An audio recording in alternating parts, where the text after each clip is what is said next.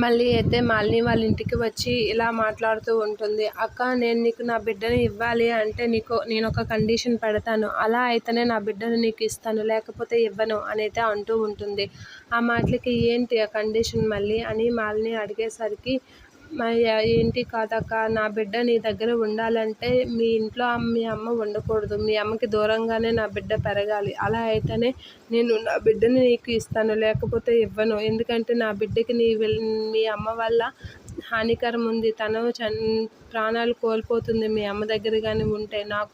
నేను మాత్రం మీ అమ్మ దగ్గర ఉంటే మాత్రం బిడ్డను ఇవ్వను అనైతే చెప్తూ ఉంటుంది. అలా మళ్ళీ చెప్పిన మాటలకి వసుంధర అయితే షాక్ అవుతూ ఉంటుంది. ఇక మళ్ళీ అలాగనేసరికి మాలిని, అరవింద్, శరత్ చంద్ర వీళ్ళందరూ అయితే ఒకసారిగా షాకే. మళ్ళీ కాసి అలా చూస్తూ ఉంటారు. అవునక్క, నా బిడ్డకి మీ అమ్మ వల్ల ప్రమాదం పొంచి ఉంది. అందుకే నేను మీ అమ్మ ఉంటే బిడ్డను ఇవ్వను. మీ అమ్మకి మీరు దూరంగా ఉంటారో ఏం చేస్తారో అది మీ ఇష్టం. నేను మాత్రం మీ అమ్మ ఇంట్లో ఉన్నా, మీ అమ్మ దగ్గర నువ్వున్నా నా బిడ్డను నేను ఇవ్వను అనైతే కళాకంటిగా చెప్పేస్తూ ఉంటుంది. అలా చెప్పగానే శరత్ చంద్ర, అరవింద్ షాకే.